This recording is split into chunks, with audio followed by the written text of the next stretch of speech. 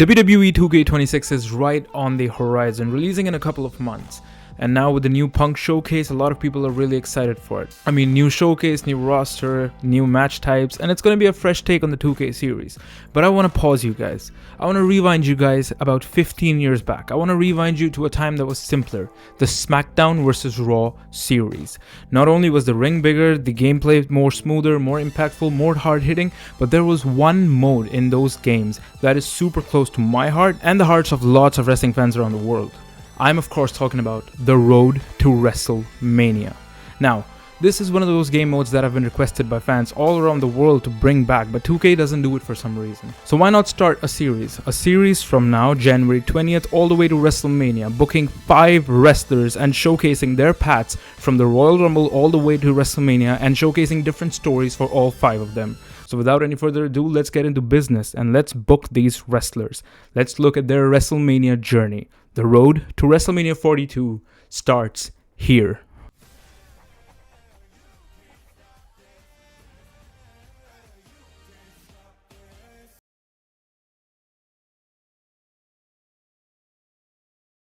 Now, we are 1 week before Royal Rumble. The Usos, who are still tag team champions, come out. They're cutting a promo about how they're locked in as tag champions, how they're not going to have any more problems in between them, and about how both of them are declaring for the Royal Rumble match. And one of them is going to win that Royal Rumble match and go on to main event WrestleMania for the world title. And out comes Roman Reigns. Roman Reigns comes out, pyro glowing. He stands in the middle of the ring, he takes a mic, and he tells them that he's back, and he knows that 2025 wasn't the best year for the Bloodline.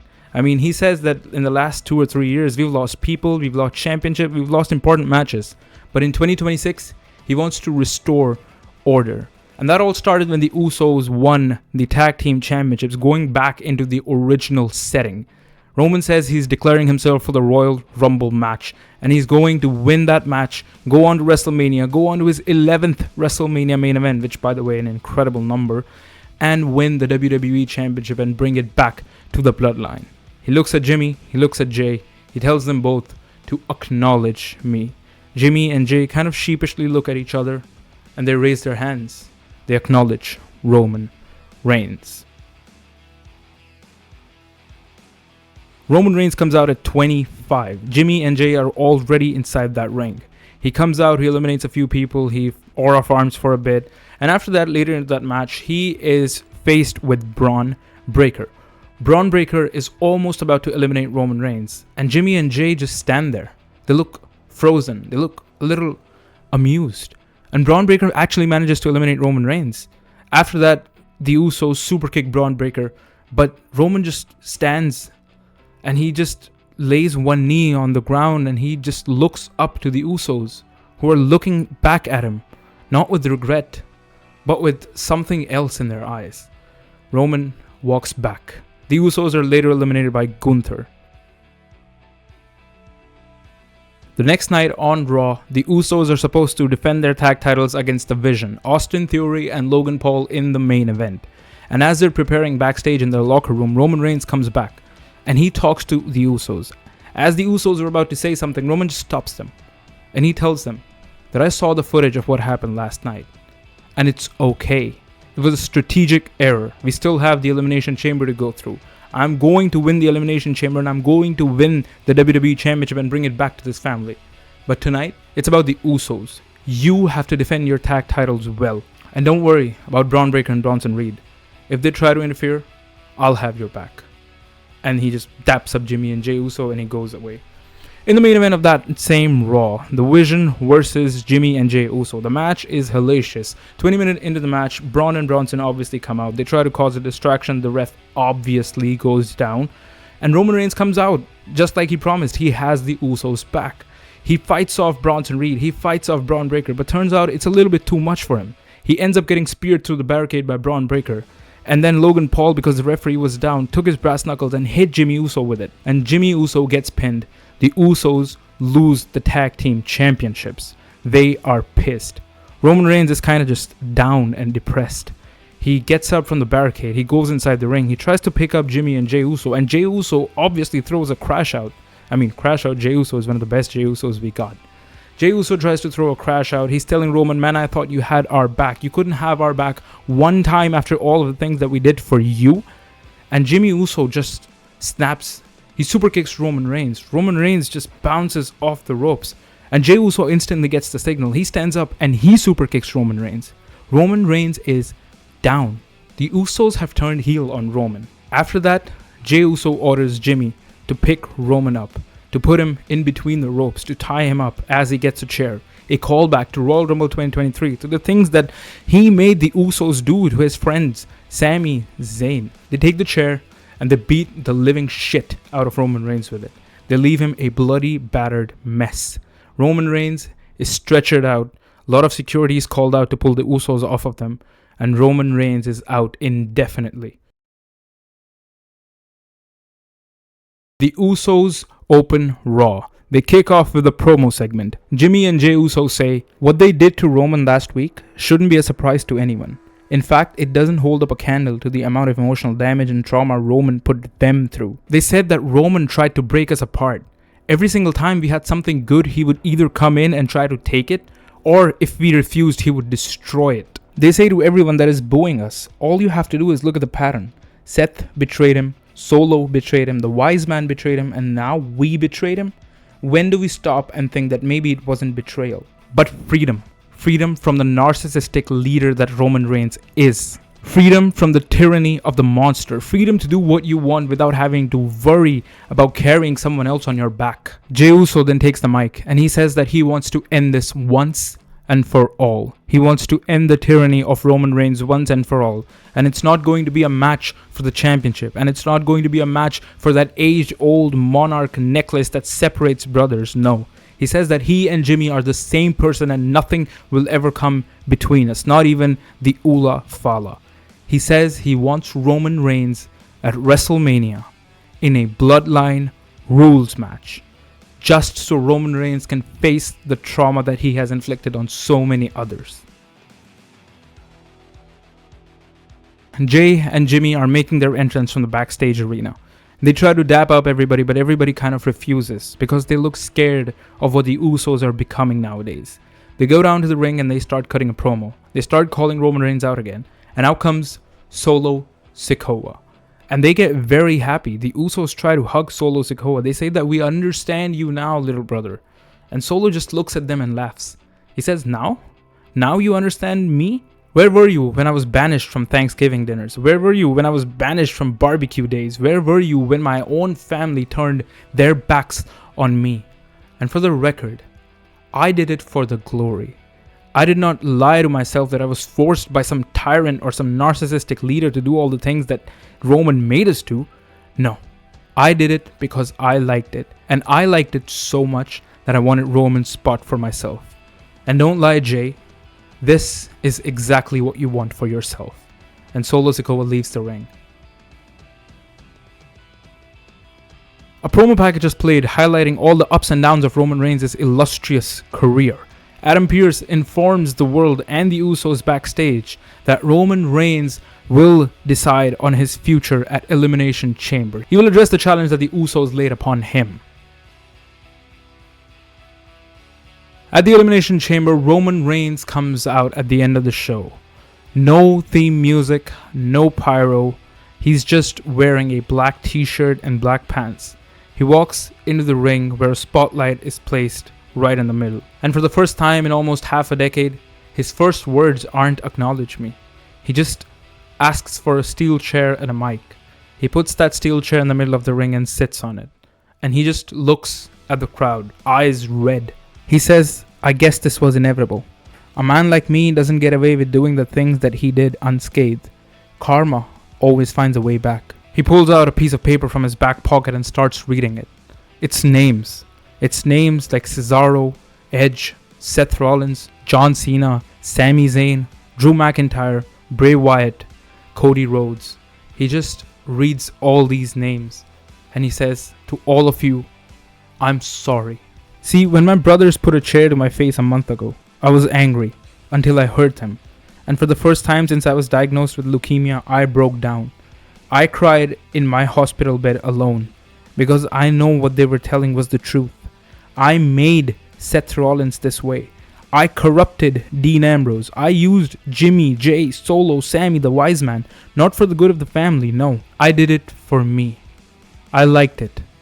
I was good at it. It made me feel invincible. But now, in front of all of you, I look back at all the heinous things that I did. All the emotional and physical trauma I've caused to so many people. And for me, there is no repentance. All I can do is make sure that this doesn't happen again. So today, you see me for the last time. Because at WrestleMania, there will be no Bloodline Rules match. Because I have decided to end my professional wrestling career.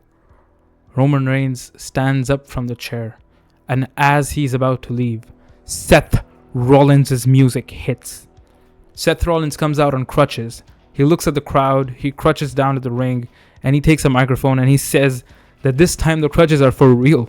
He says to Roman that he has his own dragons to slay, but this time around Seth Rollins had a hunch, a gut feeling that Roman Reigns would pull something like this off. So he had to make sure that Seth Rollins is present here for this moment. Rollins says that he prayed for years to see Roman Reigns like this.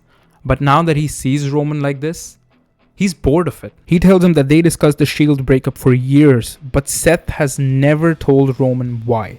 He tells him that the reason I put the chair to your back wasn't because of hatred, but because Roman's shadow was too big for him. He tells Roman that you want to apologize to me, you want to apologize to us, you want to apologize to all the people that you've caused so much trauma to, then you have to wait. You have to wait a little bit more until I'm back to my full health, and the day you retire will be because of my foot hitting the back of your head in the middle of this ring and the referee counting to 3. Before that, you don't get to retire. See, Roman, without you in the play, I don't have motivation left either.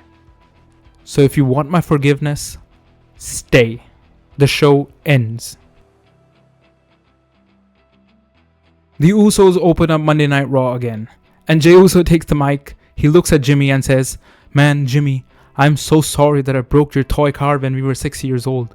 I feel horrible for this. I don't think I can continue being like this. I think I'm a little depressed. I think I'm a little bit down." He pretends to fake cry, and he says, "I think I'm gonna call it quits and retire and go back to my mother." And then they just burst into laughter. Psych, yeet. The Usos issue a warning to Roman Reigns. They tell Roman Reigns either sign this contract and make the match official, or the entire Raw locker room becomes the Uso penitentiary. Backstage, the Usos cause a riot. They're attacking referees, officials, everybody that they could find just to send Roman Reigns a message. At the end of Raw, Roman is walking backstage, and he runs into Paul Heyman.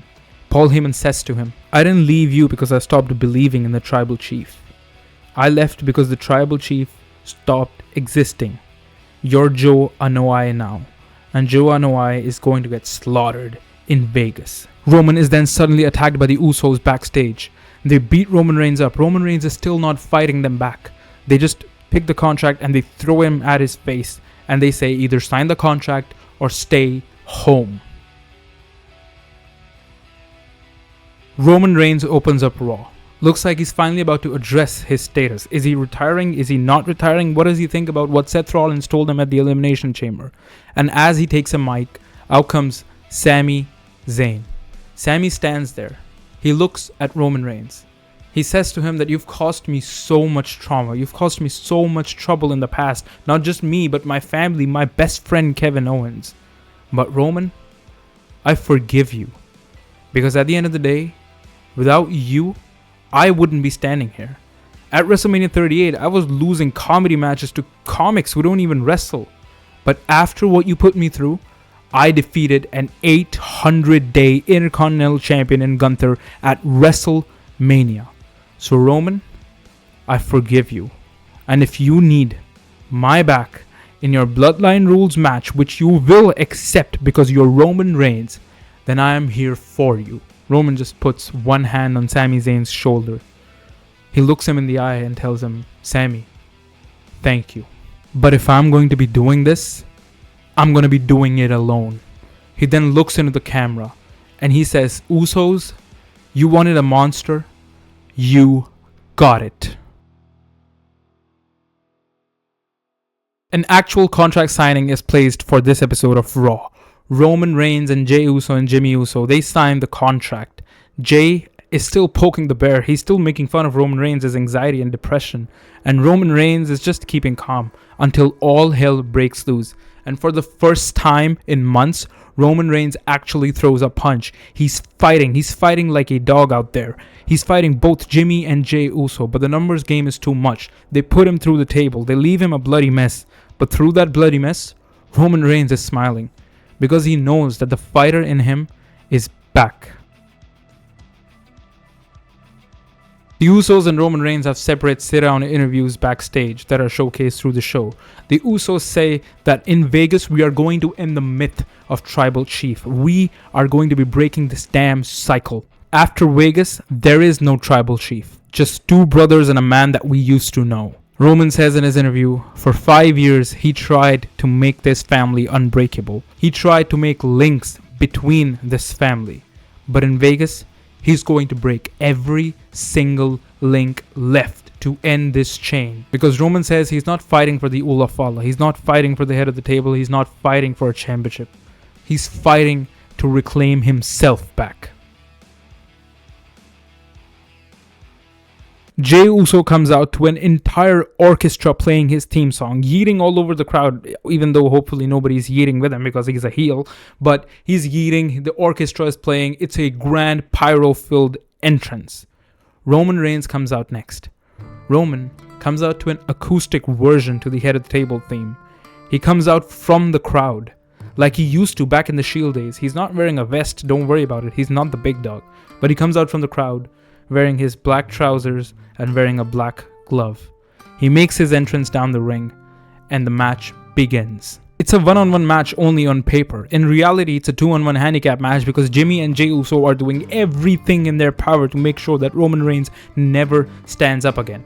Early in the match, Jey Uso hits Roman Reigns with a spear and then does the Roman Reigns ooh-ah thing just to mock him, just to show him that he could be the Tribal Chief better than Roman ever played that part. Roman just looks visibly sick, seeing what Jey and Jimmy have become.